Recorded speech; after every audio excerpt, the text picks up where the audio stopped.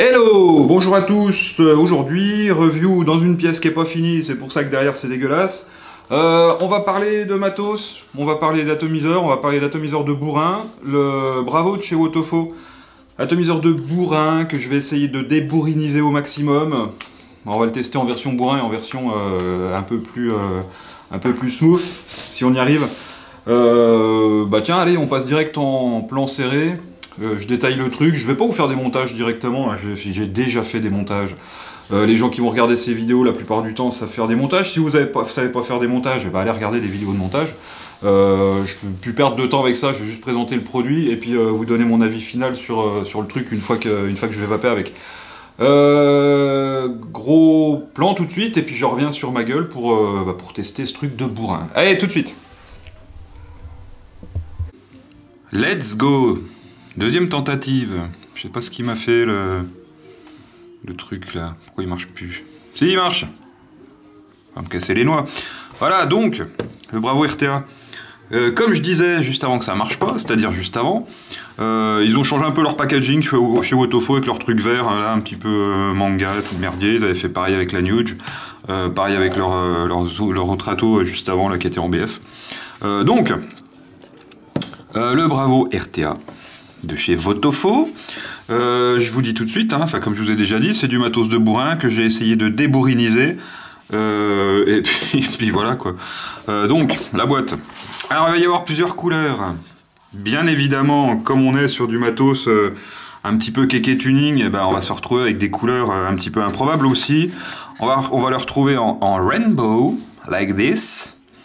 Magnifique rainbow, avec ce magnifique drip tip. Donc bah voilà, un drip type drip type 810 avec le petit adaptateur qui est ici, bien sûr que je vais pas réussir à choper. Si, parce que je vais prendre un stylo. L'adaptateur ici pour le débourriniser un petit peu aussi. Donc après bah, vous allez pouvoir adapter ce que vous voulez comme drip type dessus. On va l'avoir en une deuxième couleur qui va être... alors oui, ils appellent ça métal. Alors bon, je le vois pas spécialement métal moi. Enfin, il est plutôt... moi je le vois plutôt noir. Un peu gun métal à peine, même pas d'ailleurs. Du coup, il est un peu moins moche. C'est toujours ça de prix. C'est celui-ci que je vais vous montrer en débourrinisé. Voilà. Il va exister en couleur or. Ouais. Alors là, bah, ça plaira à tous les plus bling bling d'entre vous et d'entre nous. Perso, c'est celui que j'ai monté en premier. Je trouvais ça tellement aberrant que du coup je me suis dit tiens, je vais faire celui-là en premier avec ce magnifique drip tip à paillettes. Mon Dieu qu'il est beau. Voilà. Donc ça c'était les couleurs. Ensuite à l'intérieur, bah, vous allez retrouver deux verres. Alors le petit adaptateur ici pour le drip tip, hein. On va retrouver donc aussi deux verres, un verre de rechange normal, c'est-à-dire celui-ci, celui-là, qui est dedans d'origine. Voilà. Et puis on va retrouver ce verre-là, ce verre légèrement bombé pour augmenter la capacité. Tout ce qui est capa, taille, poids, je vous le note là hein, sur l'écran. Et du coup donc ça fait ça, hein, ces deux verres. Donc le verre normal dans cette main-là, le verre bombé dans cette main-là. Ils mettent toujours un petit caoutchouc dedans maintenant pour le protéger dans l'atto, c'est pas mal. Voilà, ça. Donc pour avoir un petit peu plus de contenance. Vaut mieux avoir plus de contenance parce que vu les montages et puis les résistances qui nous claquent d'origine dedans, bah, t'as intérêt d'avoir de l'autonomie, mon cousin. Ensuite, en dessous, on va retrouver tous les petits merdiers à chez Wotofo. Donc le manuel. Le manuel qui va être en anglais, en français, en allemand, en italien, en espagnol, en allemand... encore en allemand? Allez, en allemand après. En polonais, en danois, en russe et en suédois. Carrément, quoi. Donc on commence par l'anglais, après on l'a en français. C'est plutôt pas mal. C'est la loi, normalement, hein, pour qu'un produit soit aux normes françaises, en fait, et ben, tous les produits que vous avez en boîte comme ça, qui sont un peu techniques, doivent avoir une notice en français. C'est la loi, ça doit être respecté, normalement. Comme tout le reste. D'ailleurs, donc bah voilà quoi, hein, ils vont pour vous expliquer 50 millions de choses, hein, on va voir le plateau qu'on verra tout à l'heure plus en détail. Et puis voilà, on s'en tape. Toujours le petit giveaway à l'intérieur au cas où, pour gagner des t-shirts et des conneries comme ça. Et puis les 3 petits paquets de spares avec le tourne-cuisse qui est ici. Alors je vais quand même les ouvrir, les paquets de spares. Des fois on a des surprises. Je les ai ouverts sur l'autre. Alors, comme d'hab, ils nous mettent 3 coils. Ah bah là, ils nous en mettent carrément... Ah si, il y en a 3. Alors c'est un atomiseur qu'on va être obligé de faire uniquement en double coil. Et bah Wotofo, à chaque fois, ils mettent 3 coils. C'est-à-dire que tu vas faire un montage. Et puis le deuxième, et bah celui-là, démerde-toi, il te servira à rien. Sauf si tu rachètes un deuxième ato. Comme ça te fera 6 coils. Hein. Bref. J'ai jamais compris pourquoi ils font ça. Et ils font ça tout le temps. Hein. Donc ces 3 coils là, alors qui sont des bons gros coils de bourrin. Hein. Quand on fait le montage en double, là, bon, ça me fait chier. Quand on fait le montage en double, on se retrouve avec une résistance selon comment vous réglez la longueur de vos pattes, entre 0,08 et à peine 0,1 ohm, chose que je trouve complètement conne et inutile. Mais bon, après tout, ça plaît aux gens. C'est un petit peu comme ça. Ensuite, du coton dans ce petit sachet. Voilà, que je n'ai pas utilisé. Je ne savais pas exactement ce que c'était comme coton. C'est peut-être marqué sur la notice d'ailleurs. Et puis là, les spares. Spares? Alors, dans les spares, on va retrouver donc tous les joints. Les 2 petits merdiers du dessus, là, du plateau. Et puis 4 vis. Ouais, bah voilà. Ils sont toujours assez complets en spare chez Wotofo, c'est plutôt pas mal. Même si dans certains cas, je trouve que leurs atos sont à la limite de la limite, comme là c'est le cas. Enfin, comme c'est le cas pour moi, après, tous les mecs qui vont sur TV12 vont apprécier ce genre de truc. Hein. D'ailleurs, au niveau des couleurs, on s'en rapproche. Voilà. Ensuite, on va détailler le bousin en lui-même. Je vais prendre lequel? Je vais déjà prendre le premier où il n'y a rien dessus pour le démonter. Voilà. Donc, drip tip 810 apparemment. Le remplissage va se faire donc par le dessus. Ici. Tac. Donc par un des 2 haricots, hein, comme tout le monde. On voit le plateau au milieu. On voit quand même bien que la cheminée, hein, c'est de la cheminée qui n'est pas faite pour amuser la galerie. Bon, voilà, c'est de la grosse cheminée pour faire du cloud.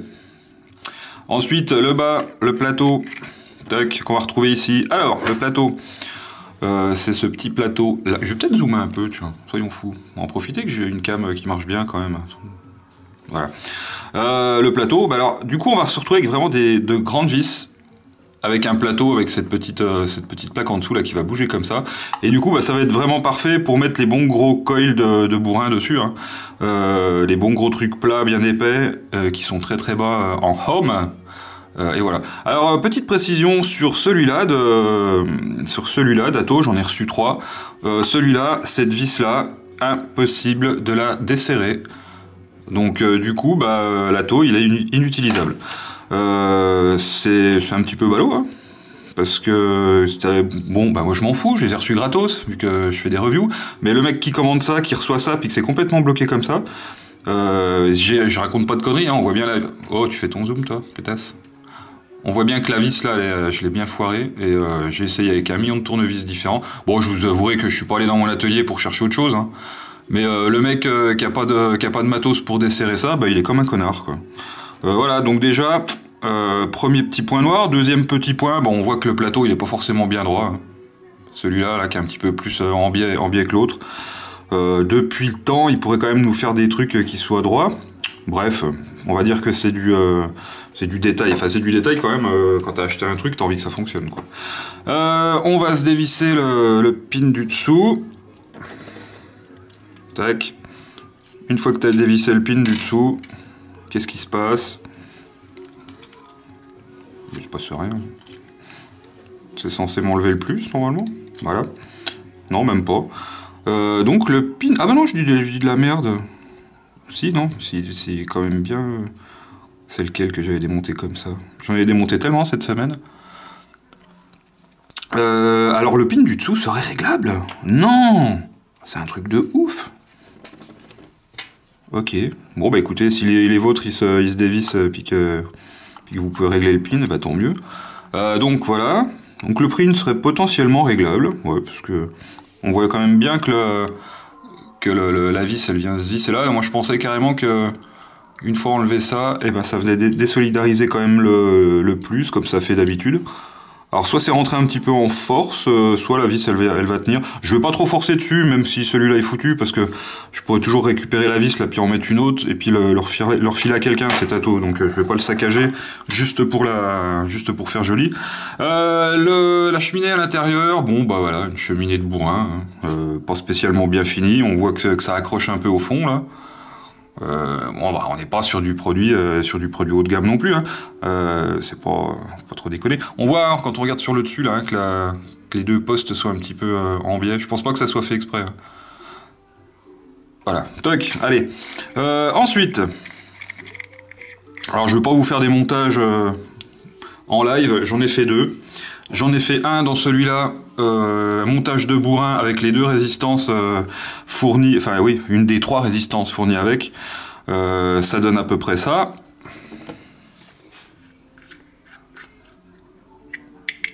Donc ça donne de la bonne grosse résistance de ouf, de foufou, hein, parce que vous êtes tous des foufous, hein, vous qui vapotez sur du matériel comme ça.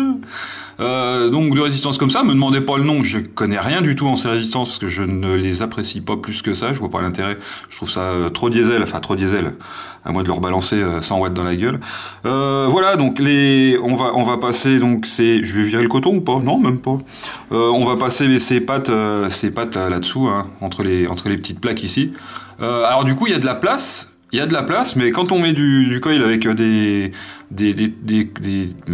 résistances plates comme ça, et ben la place, on en a tout juste. Mais bon, ça tient quand même. Là, donc, avec celle-là, moi j'ai une résistance qui est à 0,08, je crois. C'est très bas. C'est pas compliqué, hein. J'avais pratiquement pas de matos pour pouvoir vaper là-dessus, parce que j'ai pas de matériel qui se vape comme ça, moi. Voilà. Faites attention aussi quand vous démontez, une fois qu'on a dévissé ça, le Pyrex là, il est juste tenu par le joint qui est en bas. Donc tirez pas dessus comme un malade parce que sinon vous allez tout vous faire pisser dans les doigts. Et faites attention quand vous remontez bien sûr. Tac, voilà, ça c'est le montage de petits foufous, hein, que j'ai fait de bourrin. Il y a un bout de fil là-dedans. C'est magnifique. Ensuite, je vais vous montrer le montage que j'ai essayé de débourriniser. Alors quand je dis débourriniser, c'est au lieu d'être à 0,00 machin, je vais être à 0,3, hein, donc ça reste quand même des résistances assez basses. Faites attention à ce que vous faites. Même si maintenant, beaucoup de résistances sont d'origine à 0,15, chose que je déplore aussi. Donc voilà, donc je vais vous le faire un montage sur celui-là un petit peu moins bourrin. J'ai laissé le verre d'origine, donc le verre droit. Et puis j'ai fait une résistance comme ça qui s'avoisine au 0,3. On va regarder ça parce que je ne me rappelle plus exactement. Sur mon truc Coilmaster qui fonctionne une fois sur deux. Donc un petit peu comme là aujourd'hui. Ah, j'ai du matos. Voilà, 0,35. Hein. Ouais, je fais une petite résistance à 0,35. On va dire que ça reste raisonnable. Hein. On va pas non plus trop couiner. Du coup, je vais mettre le coton qui était livré avec. Donc là, j'ai fait un montage en SS 316 avec, je sais plus combien de spires exactement, je sais pas de conneries. J'ai fait ça juste avant, 1, 2, 3, 4, 5, 6, ouais, 7 spires de chaque côté, sur un axe de 3 pour que ça soit ni trop bourrin, ni pas trop bourrin, parce que ça va demander quand même un petit peu d'énergie, ce truc-là. Ensuite, je vais mettre du coton, un peu le but. Le coton, donc, hein, vous allez le passer, rezoom mon petit chéri, dans ce sens-là. Le coton, donc, vous allez le passer dans la résistance, bien évidemment, et vous allez venir le faire passer dans les trous ici, de chaque côté, pour que ça vienne en dessous du plateau, voilà, et puis que le liquide, une fois que la cloche va être remise, puisse imbiber le coton, hein, tout simplement, sans passer par les trous directement. Donc le coton, il faut qu'il soit ni trop peu serré, comme à chaque fois que vous faites un montage. Voilà. Je pense que je vais avoir assez long de coton pour les deux côtés. Alors je fais pareil, hein, je prépare toujours un petit boudin. Tac. J'ai pris le coton qui était dedans, je sais pas exactement ce que c'est, il est pas spécialement sympa à travailler, mais bon, on s'en branle. Hop, donc, on va passer ça dedans. Donc là, je laisse dépasser de ça à peu près, je vais couper le bout, j'aime bien quand c'est droit. Tac, je vais faire pareil de l'autre côté. Tac. Et puis le morceau qui me reste, je vais le mettre de l'autre côté. Vous en seriez douté, non, ou pas? Vous me connaissez, c'est pour ça, vous savez que quand il y a du coton d'un côté, j'en mets de l'autre. Hop. C'est étonnant hein, que je refasse des vidéos de machin de bourrin comme ça. Bah, c'est parce que ça manque un petit peu les vidéos. Je vous avouerai. Donc je me suis dit tiens, je vais refaire 2-3 vidéos. Prochainement, je vais refaire des vidéos liquides et je serai pas tout seul en cam. Ça fait une surprise pour certaines personnes qui connaissent cette personne. Bref, je pense qu'on va bien rigoler. Je ferai pas de live parce que déjà, j'ai pas assez de réseau à la maison pour faire du live et que ça soit stable et de bonne qualité. Et 2, je trouve les vidéos en live tellement dégueulasses au niveau qualité vidéo que je préfère qu'un bon gros plan soit fait avec du bon matos plutôt que de faire un live. Alors c'est sûr qu'avoir de l'interaction avec les gens c'est pas mal, mais je préfère privilégier la qualité du zoom et la qualité de l'image plutôt que de papoter avec les gens, puis qui la plupart du temps vont pas forcément te raconter des trucs intéressants, après tout. Hein. Ah puis lui il a dit, il paraît que t'es un con, machin. Ouais, bah, je m'en bats les couilles. Donc pas de live. Peut-être j'en ferai hein, vite fait pour dire des trucs. Si un jour j'ai des choses à dire, là j'ai rien à dire. Enfin j'aurais des choses à dire, mais ça vous intéresserait pas. Donc on vient passer le coton là-dedans. Je raconte bien assez ma vie comme ça, non? Quand je fais des vidéos. L'avantage c'est que vous pouvez pas me répondre là. C'est-à-dire que s'il y a un con qui vient m'emmerder là, bah je le vois pas. C'est ça qui est bien. Voilà, que ça. Bon après on peaufine. Pareil de l'autre côté.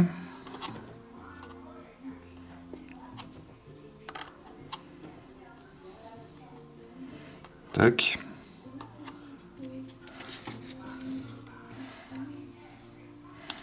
Pas bien à mon aise là.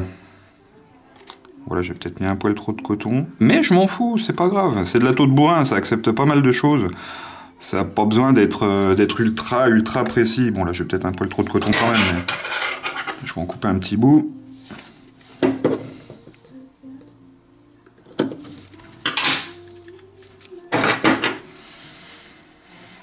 Hop.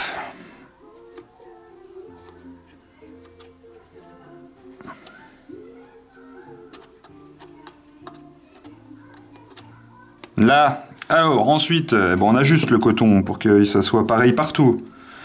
Sinon ça va ressembler à rien. Je fais toujours de l'aspiré espacé, bah, j'ai même tendance à en faire sur les atos de bourrin comme ça, parce que je me dis que les saveurs seront meilleures. Franchement, quand j'ai testé avec les résistances d'origine, là, à 0,0 quelque chose, alors pour que ça envoie quelque chose, bah, faut balancer minimum 80 watts. Si t'envoies moins de 80 watts, t'as l'impression de vaper rien du tout. Bah ouais, bah c'est normal, hein, vu la taille des résistances.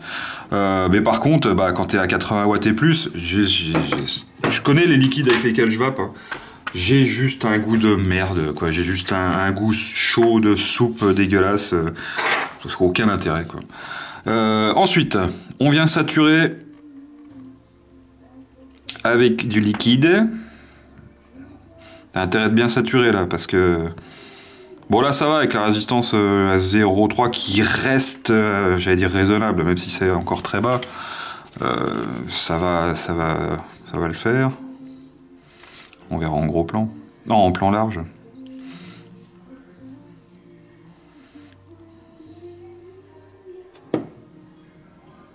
Faut que ça wick.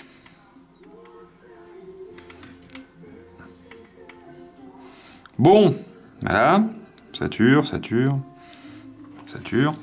On replace le coton hein, pour que ça soit pareil de partout. Je vous avouerai que là, c'est pas forcément très yoli.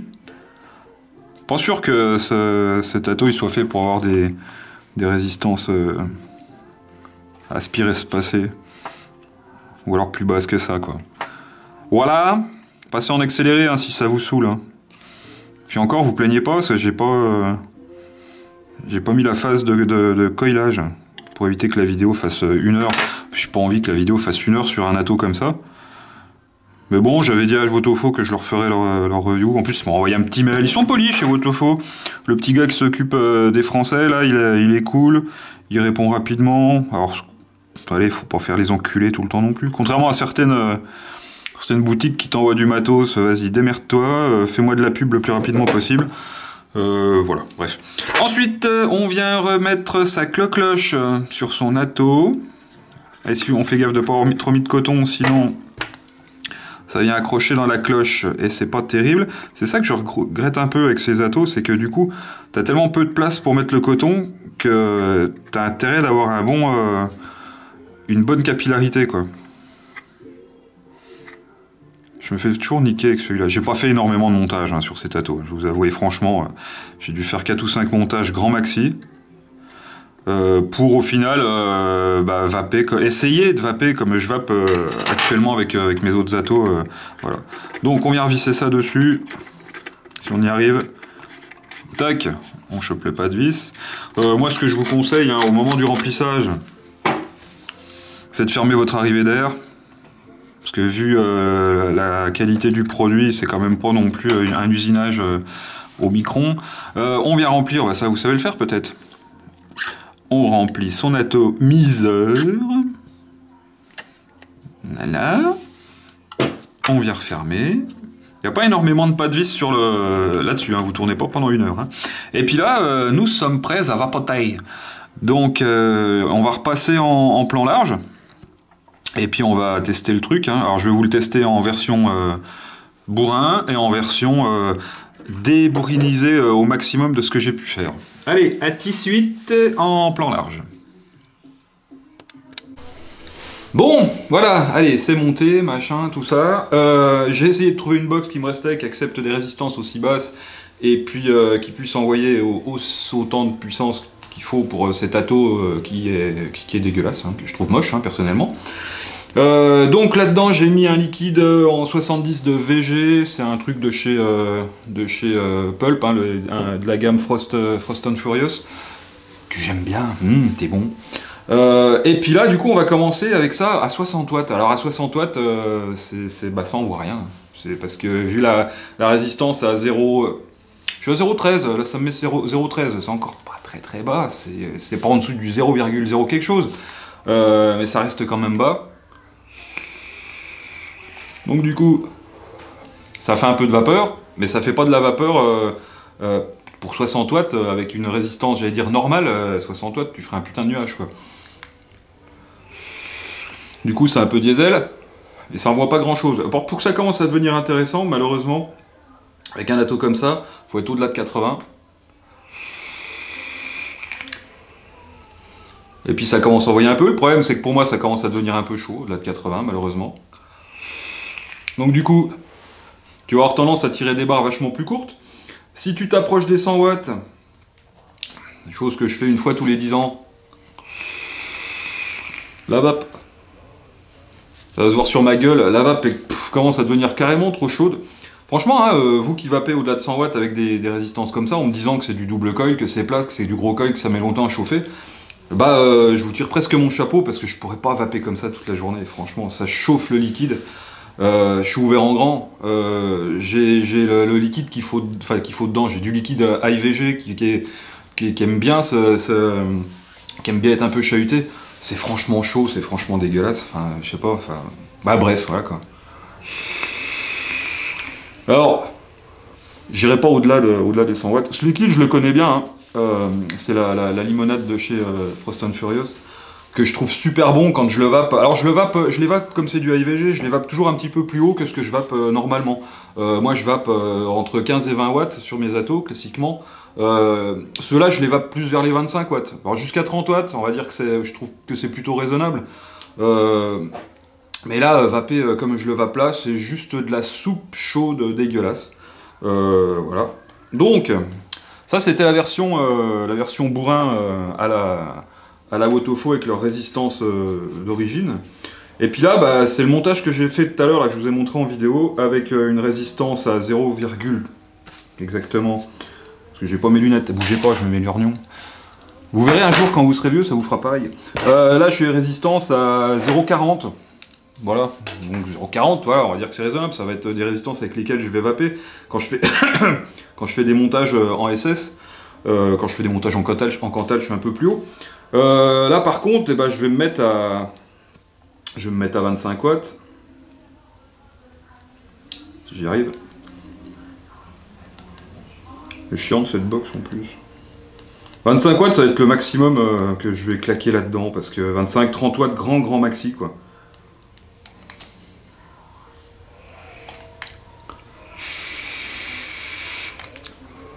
Voilà, là on se rapproche plus de la vape que j'utilise tous les jours.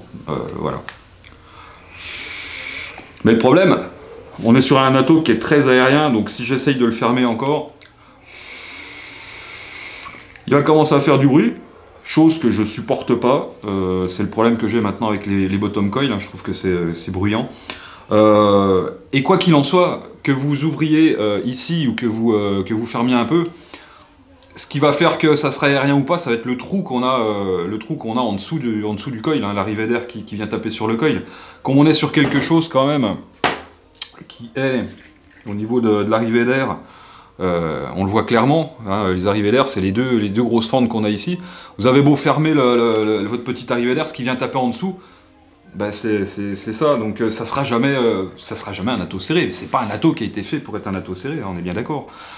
C'est pour ça que ça me plaît pas plus que ça. Ça pourra vous plaire, hein, si vous aimez le look comme ça, si vous aimez les gros drip tips comme ça, si vous aimez les montages un peu bourrins et puis la vape au-delà de 80 watts, c'est quelque chose qui pourra vous convenir.